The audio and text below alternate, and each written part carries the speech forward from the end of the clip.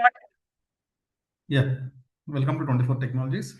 Our today's topic is how to create users in AWS IAM rules లో. Okay, మన web పేజ్లోకి వెళ్ళినామంటే నేను ఇప్పుడు ఇక్కడ నా IAM ఐడెంటిటీ యాక్సెస్ మేనేజ్మెంట్ దీంట్లో ఉన్న దీనిలోకి వెళ్ళిన తర్వాత లెఫ్ట్ సైడ్ మీరు అబ్జర్వ్ చేస్తే ఇక్కడ ఏమేమి ఉన్నాయో అబ్జర్వ్ చేయండి ఒకసారి. User groups, this is not a user, this is user group and users roles policies and identity providers account settings root access management ఇవన్నీ ఉన్నాయి. బట్ మనం ఇక్కడ డిస్కస్ చేసేది only user groups. First today's topic ఏంది? యూజర్ను create చేయడం ఎలా. Just ఇక్కడ మనం తీసుకుంటే క్రియేట్ ఇక్కడ ఎగ్జిస్టింగ్ యూజర్స్ ఉన్నాయి, బట్ ఇక్కడ క్రియేట్ ఏ యూజర్ అని చెప్పేసి దీన్ని క్లిక్ చేస్తున్నాం. క్రియేట్ ఏ యూజర్, ఇక్కడ యూజర్ నేమ్ A1 అని చెప్పేసి నేను కాల్ చేస్తున్నా. Okay, A1. ఇక్కడ మీరు అబ్జర్వ్ చేస్తే provide user to the AWS management console, ఇది ఆప్షనల్. లేదు అంటే మీరు ఇది సెలెక్ట్ చేసుకుంటే మీకు ఏమేమి కనిపిస్తున్నాయో ఇక్కడ సెలెక్ట్ చేసుకోండి. ఈ పాస్వర్డ్ అనేది AWS వాడు ఆటో జనరేటెడ్ పాస్వర్డ్ ఏదన్నా చేసిందే ఇవ్వాలా, లేకపోతే మీకు సపరేట్గా ఏదన్నా మీరు ఓన్గా ఇచ్చుకుంటారా అనేది ఇక్కడ ఉంటుంది. నా యూజర్ నేమ్ వచ్చేసి A1 అని పెట్టుకున్నా అండ్ ప్రొవైడర్ యాక్సెస్ మా ఇది AWS మేనేజ్మెంట్ కన్సోల్ ఇస్తున్నా and console password auto generated password. ఇది కాకుండా నేను కస్టమ్ పాస్వర్డ్, నేను నా ఓన్ పాస్వర్డ్ ఒకటి ఇచ్చుకున్నా అండ్ షో పాస్వర్డ్ అంటే మీకు ఇక్కడ ఏదైతే ఇచ్చానో అది మీకు షో అవుతుంది. And user must create a new password at next sign in recommendation. అంటే నువ్వు ఇదేది ఈ యూజర్ నేమ్ A1 అని అండ్ ఈ కస్టమ్ పాస్వర్డ్ ఏదైతే ఉందో నువ్వు మీ ఆఫీస్లో ఒక ఎంప్లాయీ జాయిన్ అయిన తర్వాత నువ్వు వాడికి ప్రొవైడ్ చేస్తావు. అంటే ఫస్ట్ లాగిన్ అయిన వెంటనే ఈవెన్ బ్యాంక్స్ కూడా మీకు ఏదైనా డిఫాల్ట్ పాస్వర్డ్ కూడా సెలెక్ట్ చేసి మీకు పంపించిన తర్వాత ఆ పాస్వర్డ్ మీరు ఎంటర్ చేసిన వెంటనే create a new password and confirm re-enter, ఈ రకంగా మనకు పాస్వర్డ్ అనేది మ్యాండేట్ గా చేంజ్ చేయాలి అని చెప్పేసి వస్తుంది.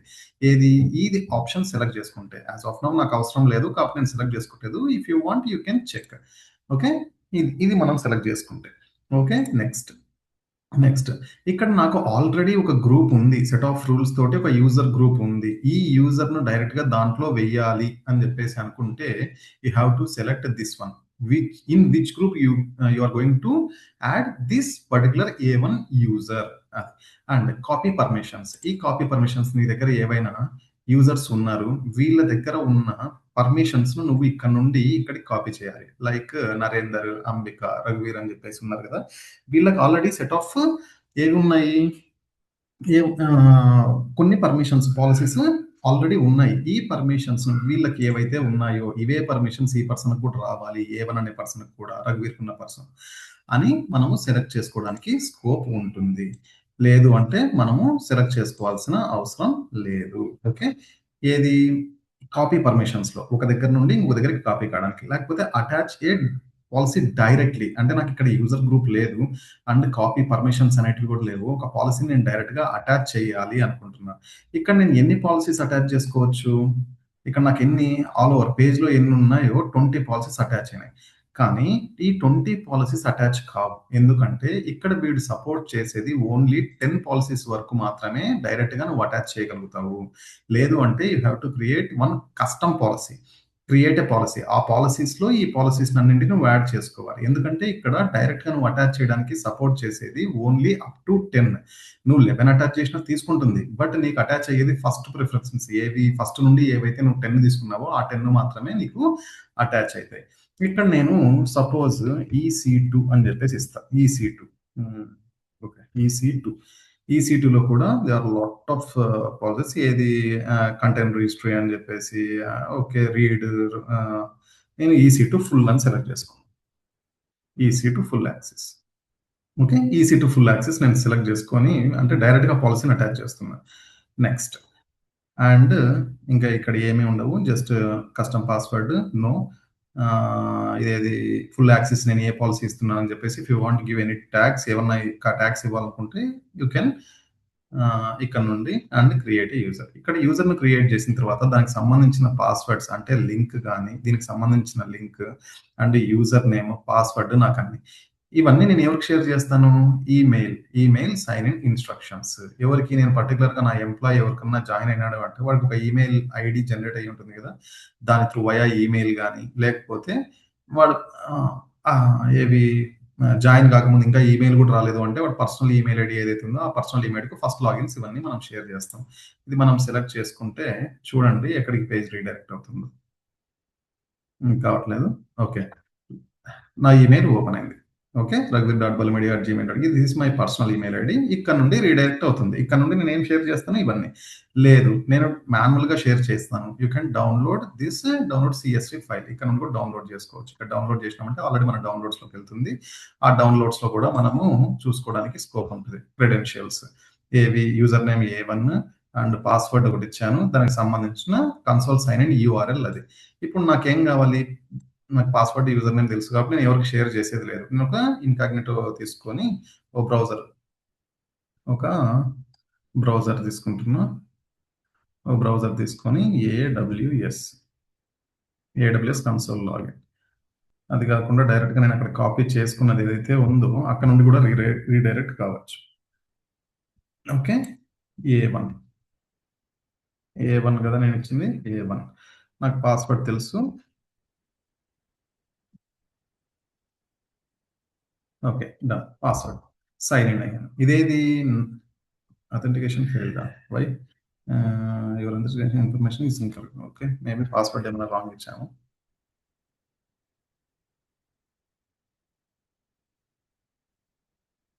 What the heck? What I did here? Let me check. నా పాస్వర్డ్ ఇంకా క్లోజ్ చేయలేదు కదా! షో. ఓహో! నాట్ ఇన్ యూజ్ కాకుండా నాట్ ఇన్ యూజ్ అని పెట్టాను. My bad. Okay. No issue. Not in use తోనే లాగిన్ అయిదాం. Not in use. Okay. Password set చేయడంలో టైపో మిస్టేక్. అంటే నేను అక్కడ వాడికి ఏం పర్మిషన్స్ ఇచ్చాను? ఓన్లీ ఈసీ2కు సంబంధించిన పర్మిషన్స్ మాత్రమే ఇచ్చాను. ఓకే. ఈసీ2కు సంబంధించిన పర్మిషన్స్ మాత్రమే ఇచ్చాను. అవి చెక్ చేసుకుందాం. యాజ్ యూజువల్‌గా నా యూఐ ఈ రకంగానే ఉంది. సెర్చ్ బటన్‌లోకి వెళ్లి ఈసీ2 ఈసీ2 క్లిక్ చేస్తే ఇదేది నా ఎలాస్టిక్ క్లౌడ్ కంప్యూటింగ్ నేను క్రియేట్ చేసుకోవడానికి నాకున్న ఇన్స్టెన్సెస్. అంటే instances I can launch, I can delete, I can edit, I can terminate instances. ఇవన్నీ నేను చేయొచ్చు. అండ్ ఐఏఎంలోకి వెళ్దాం. ఐఏఎం. ఐఏఎం. ఒక యూజర్‌ను క్రియేట్ చేయడానికి ట్రై చేస్తాం. ఇక్కడ ఏమంటుంది? Access denied. ఏమంటుంది? Access denied. ఎందుకంటే నేను వాడికి ఓన్లీ ఈసీ2 యూజర్స్‌ది మాత్రమే ఇచ్చాను. అదర్ దాన్ దట్ వీడు ఏవి ఫంక్షన్స్ చేయలేడు. అంటే ఈ ఎంప్లాయ్‌కి అది మాత్రమే అవసరం. ఓకే. దాన్ని అంటే నేను రిస్ట్రిక్ట్ చేసిన వాడికి. మిగిలిన ఏవైనా కూడా ఇఫ్ ఇన్ కేస్ ఎస్3 బకెట్ ఎస్3 కూడా చూద్దాం. ఎస్3 general పర్పస్‌ది. Okay. Create a bucket. Like ఏదో ఒక నేమ్ ఇస్తా. నేమ్ ఇచ్చిన తర్వాత ఏమంది? Fail to create. ఎందుకంటే నాకు ఆ పర్మిషన్స్ లేవు. అదే ఈసీ2 ఇన్స్టెన్స్‌ని క్రియేట్ చేయడానికి మాత్రం నాకు పర్మిషన్స్ ఉన్నాయి. I can create, delete. ఒకసారి క్రియేట్ చేసి చూపిస్తాను చూడండి. Just instances, launch instance. దీనికి 24 టెక్ అని నేమ్ ఇస్తున్నా. ఇంకేం చేంజెస్ చేయను. Just without a key pair అది అడుగుతుంది కాబట్టి. And launch instance. లాంచ్ అయింది ఇన్స్టెన్స్.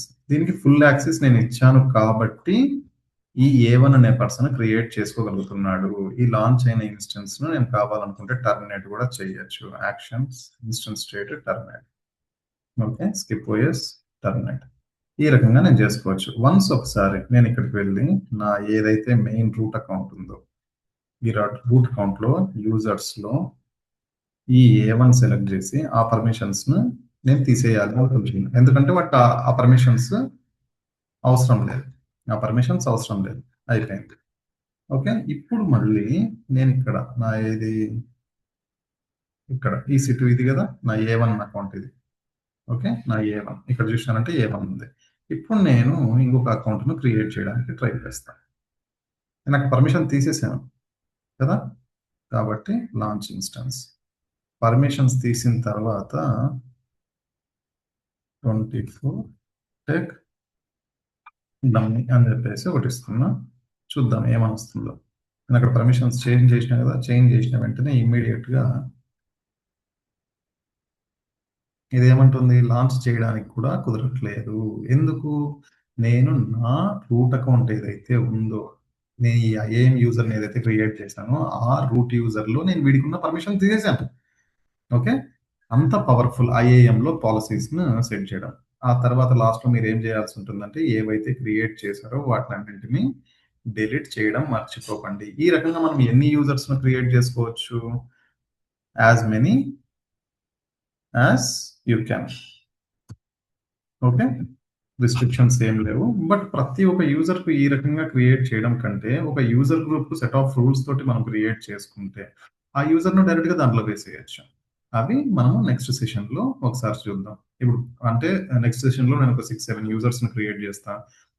అండ్ యూజర్ గ్రూప్స్ ఒక 2, 3 క్రియేట్ చేస్తా. ఒక్కొక్క యూజర్‌ను డిఫరెంట్ యూజర్ గ్రూప్స్‌లో వాళ్ళను మ్యాప్ చేస్తాను. అది మన కాన్సెప్ట్. Next concept. ఎవరైనా సబ్స్క్రైబ్ చేసుకునే వాళ్ళు ఉంటే సబ్స్క్రైబ్ చేసుకోండి.